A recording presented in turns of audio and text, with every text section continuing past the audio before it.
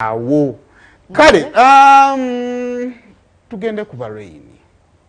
Maulana and Rain. Maulana ne Rain. Maulana kukayo. Tusoke tusale tugende ku bamawulire kuba kikwatagana. Abamawulire baliwo. Twalina press conference ya Rema. Oh yes. Ne mwana gwa bamawulire ba Uganda babuuza ebibuuzo. Nange nabiwuliriza ne munsobera abaaliyo. Kakati bannange. Omuntu lwateeyagaleko. Omuntu lwateekubye ku kifaananyi ng'ekisambi kiri bweru. Florence bonna babo. Twadde tumaone we yavaayo yino omukyala. Mubeeredde. Oli ogwawo watuufu wogera wakizunga nawe olinganga taxi ze Kampala. Wana Rema wana Kenzo bako govuma bako gwa wana. Ate lwakimpaana lwakinvuma. Nze njogera kyenjagala. Abantu benkwe. Asirina nkoze. Ebibuuzo bye mutubuuzanga. Kuba tukimanyi nange enkya ngenda kufulumya obufaananyi bwange. Mutandika okumbuzabuza ebibuuzo. Isaawo bibuuzo byo. Ngala ku ya Rema. Ate ebibuuzo byange bijjanze sinemu kazi. Gwenchayo tetuuka. Encha. Nakusuubiza ddi. Kuva 2 bwe tweraba. Wali onyingira. Nze nakusinkanako ku 2 Iwano. 2 wali mukazi mukulu ng'oli osomanga ndi mwana mtoto jjukira. Nze 2 nali ntuula kya 7. Nange nali. Wali otuula yakuna. Tofaayo kireke. Kasaffe natuli wano tulinda yingini ya Sembajja tukasobe. Ebibuuzo ebyo mubuuzabuuzanga mutyo. Soko asukuba tuwe kuba namawulire bantu. Tuwulire ku bibuuzo by'abamu tukiggalero mu kiveewo kino. How is your relationship with Lydia Jasmine? Kubanga naye in almost the same period. Agenda abategeke ayina ekivulu and we know you nga omukyala agezako situla abakyala banno. Are you crossing lines of nudity basing on your recent photo shoot?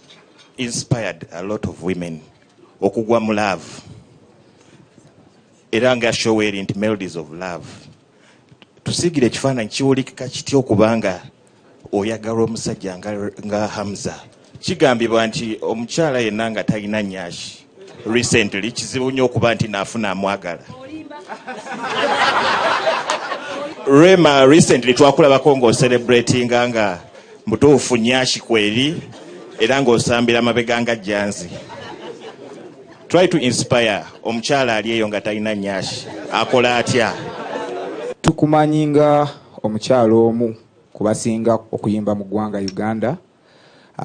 Vocal ability yo y'amaanyi. Otunulira lyrics z'amaanyi.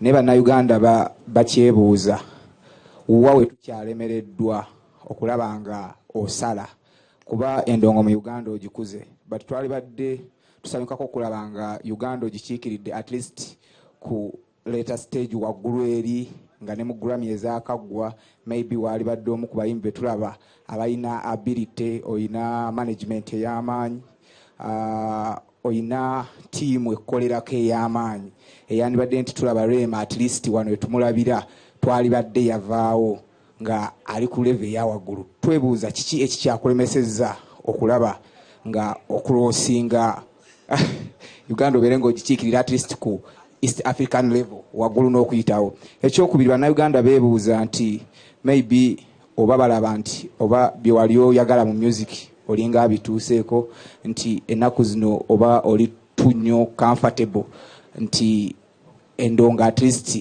maybe pressure osazeemu okusinga ate waliwe wali otutwalira ennyo. Bannayuganda baagala okumanya nti byonna bye wali olubirira mu music wabituukako. Rema, we haven't seen you participate in any of the artist organizations available. For example, WUMA, Federation. Why? And if there be any reason, do you feel supported as an artist? And do you see any cause ekuletera okubanga ojoininga obanga tojoininga? Ekibuuzo kyange ekirala about allegations. There have been allegations that omutegesi gwe tumanyi si ye mutegesi nti Dr. Hamza ya sponsorinze ekivulu kino from A to Z just because twetaaga figure gye tumanyi. Ekibuuzo ekirala still is about allegations about the nightlife. You've been spotted in different nightclubs and happening places of late ekitali nnyo ku nga Rema gwe tumanyi. What is really going on with the Rema? We know atabeerabeera nnyo mu mabaala mu bifo bi happening ate nga tukulabanyira ne ba big to serve. So twagala tumanye, are you being influenced from the Ludo play ow'emisana wa Pastor Bugembe to nti obulamu bunyuma kiro oba? Rema Namakula, I'll address you as one of the biggest female artists. Mubyebale na post nakuba ndwakwanduza ne radio giteekayo nga waliwo omukuba amawulire bawa Daily Monitor gundi Andrew Mayiga kagwa nga complaininga abaana bamuyisaamu eggaali yadda complaininga ki ku bibuuzo bana mawulire bye babuuza ate nga sigwe mulundi ogusookedde ddala waliwo abazze bya Diamond Platinumz yajja wano ekampani batandika mumubuuza twakola ne Spice Diana kali katya akakolera bamubuuza ku byaki so quality y'ebibuuzo byaffe tutera okubuuza ebyo bye tutera okubuuza mu maaso g'abalala bisobola okulabika nga bibi oba nga tebinyuma kale buli omu asobiraba mu mbeera gy'aba asobodde naye ate tujja kugamba oba ensi byeyagala okuwulira naye ndabanga baagala byonoonesa abantu baffe ate bannayuganda tebabakaka abakulu sebo tutandise na mwe mwagala ffe tubuuze bannayuganda bye bataakonsuminga kubanga mwe muli eyo mwefuula abagezi ne betukola tebefuula abeefuuzi bagezi bannayuganda baagala byonoonesi bagala twogere kabina ka Rema kaavaawo amangu n'embiro kye tulina okwebuuza omuze gw'okwagala ebyonoonese baagujjawa era gwatandika kubanga nze nkakasa media controlling space eno jo gye twabaddeeyo nga twogera omu ku bantu abali ku media abatawaanye ensi ennaku zino ng'ayisa atero yisa mu bantu eggaali najjukidde ekintu kimu nti omuntu oyo media era ye yamukola kitegeeza media ye yaguza abantu nti omuntu ono wansa n'abalala abali mu layini ye abeeyisanga ye media company emu yekola ki ye yabakola kitegeeza media eyina amaanyi agaguza omuntu ekintu oba okimu agazisa oba okimu kyayisa kaseera kano nga tuli wano tutunuulira abaana abali ku TikTok nga tetunnabakondeemi nga twebuuze bo beegomba baani be bazzenga balaba baweereza olino era bw'omutunuulira oyinza okugamba ono agezaako kuweereza ngaani kitegeeza media erina obusobozi obutunda ekintu ekirungi oba ki oba ekikyamu kakati bannamawulire b'e Uganda nja kuwa example nti Diamond Platinum wajja wano oli amubuuza tukulaba ne Diana tomukole bwoti ne bwoti Koshenizi wajja wano oli n'amubuuza nti owaaye nga tewalekedde maama wo omugenzi sente z'okkameeza kwe ga kwalite yaffe yeeyo kyokka Diamond bw'agenda e Kenya bamubuuza owaaye lwaki oyina bammaneja bangi n'abannyonnyola nti nina owa perfume nina owaki naye bonna balina okuyiga endongo kubanga ati the end of the day endongo ye yakola ki ye yakola bino byonna kati omuna Kenya creative omuto aba akoze kyaba afunyemu ekyo era kyajja bbo okukola ki okupiikinga tugenda nnyo ne tugamba nti abantu bo baagala bikola ki byonoonese naye ani ateekeddwa okusetinga trend kye tugamba tuli ready okukkiriza mainstream media okubanga yeegoberera social media n'ebirala ebiringa ebyo era pesa eyo tuba tunaagisobola nti singa olwaleero tukeera ku makya ne tugamba nti abawemula ku social media be basinga otambula buli munnamawulire ajje ku media awemule kubanga abantu kye baagala kye kiteekeddwa otambula oba tusobola okubaako ekirala kye tukola ki ekiri opposite ku kiri naye nga kigattako nze ekimu ku byennina n'obuzibu ku bannamawulire abamu nti bo bajja ne bagamba nti twagala excitement eyaki bagamba abaana abali ku TikTok nti bawemula olw excitement ya numbers kati gwe bojja n'obuuza ekibuuzo olw'okuba kyekiriko numbers wadde si kyekituufu gweoba oli ku excitement yaki kitegeeza TikTok kati yekuwa ekyaki ekyokukola ebibuuzo byonna ebyabuuziddwa Rema Namakula omutunuulira n'olaba ng'alina katalogo y'endongo ennene ayina emyaka gy'amaze mingi mu ndongo ng'akola naye olwaleero bwekibanga myaka gye gyonna osobola okulonda mu relationship ya Kenzo nozza enkolagana ye ne Jasmine simanyi ataamuza ye yataddemu ssente kati singa Rema anajja n'apafominga bubi okitegeera singa anajja n'apafominga bubi onaaba omubanja ki kyewamusaba akunnyonnyole ku press conference kyagenda okukola naye ate wetudda ne ku sayidi eri olwaleero ojja kwesanga nti media yennyini ojja kwesanga nti abayimbi bennyini waliwo abayimbi bangi be babuuza ku ati waabo nga tebasobola munnyonnyolera kati ffenna tuli awo nti omuyimbi ojja mubuuza ku ati we abantu basuubire kyakugambe bajje balabe n'omugamba owaaye oba obadde oyagala tujje tulabire wali lwaki okoze press conference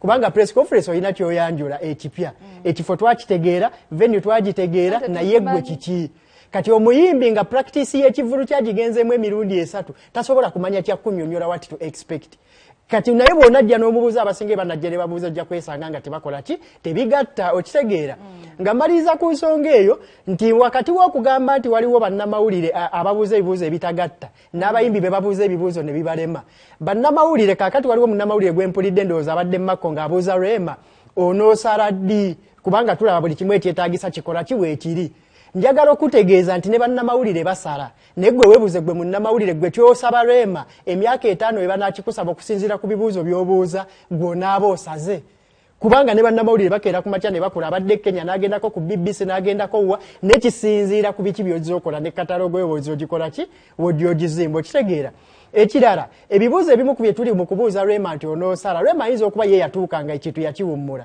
kuba ne wakola batali competitive ne tuyina abaana kati kaseera kano nga bonolaba Joshua Baraka nti n'okusala asaze even nga media tefuddeeyo na nnyo nti olwaleero mutunulira interviews ezenjawulo azikoze ennyimba olwaleero ku Spotify ku Valentine bagenda mukozesa face ye nga mu mwezi gwa love nga face of love Joshua Baraka kati ye teri agenda muwa budde mubuuza kubanga ffe tumanyi abantu baagala bino ebikola ki ebikyammuka ojja kutunulira ne ku side ya zawe nga bamakinga effort ya album ye eri mu kutambula eri mu crossing borders ebyo ebibuuzo mu bye batwalira osanga bo banasobola obikola ki okubiddamu kati nze kyendowooza ekitawanya bonna nfuusi bannamawulire abamu bye baagala abayimbi bakole bo tebali lwedde bikola n'abayimbi abamu bye baagala bababuuze tebali lwedde biddamu kuba kurafuti waabwe tebamuwa ki budde kyola nali mbagamba nti Nigeria tukoppayo ngoye na perfume tambi ekisokera ddala tulina okukkiriza nti tuli mu kibayita media crisis mu ggwanga erya Uganda totumanyiira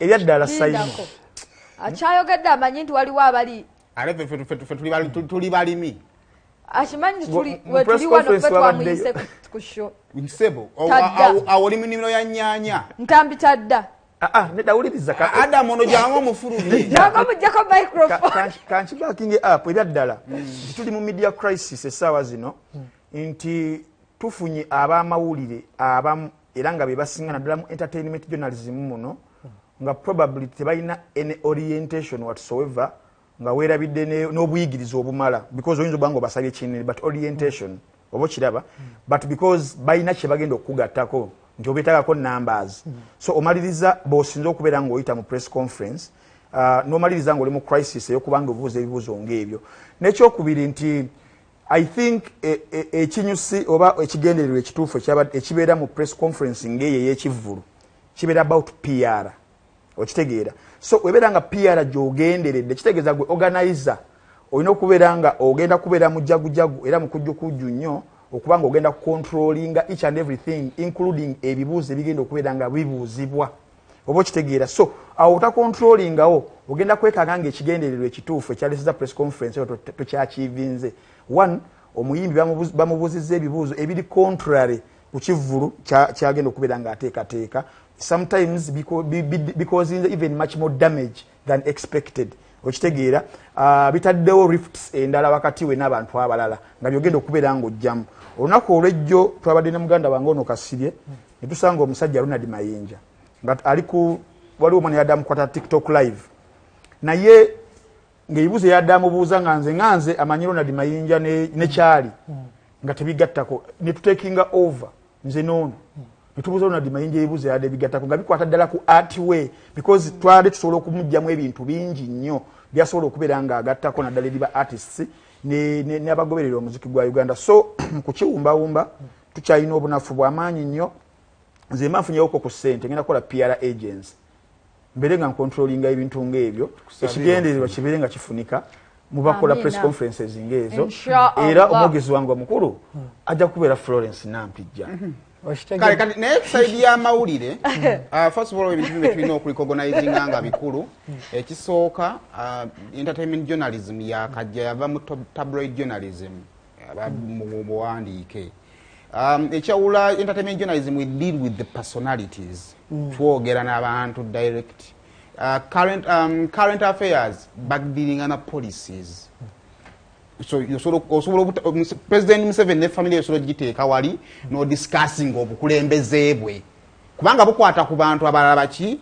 bangi ekizibu kya music nti management ya music wa Rema ate abantu tebagala na bimanya kubanga tebiyina bwe bakwatirako oba ontegeera naye ate ekyomukwano gwa Rema abantu baagala okikola ki okitegeera kati nze ndowooza nti bbanja eri abakola entertainment journalism nga mukyawulira mukyamwetaaga beta mugendeko bamufune ka diploma ka psychology kikuyambirako wa kikumanya ddi bwogenda ng'oyingidde omuntu ng'atandise okunyiiga kikumanya kikuyamba okumanya yo next statement ku muntu gwayogeddeko jjo kubanga ate mu entertainment tugenda tutambulira mu line ya current affairs nti ekituufu kisigala kiki nti ojja kwogera ku muntu nti yabba nga gy'osigala ng'odda nti yabba oba oluninga character ki ye naye mbanga jjo nayogedde nti yabba leero ngenda muyitawa because okirowoozako ne kijja muki mu bwongo obwo tetugenda kubeera nga tusukkawo. Thank you so much mwebali kulaba BBS Telefina zimbe ensiyo yaddako ne Honorable Kaddu Mukasa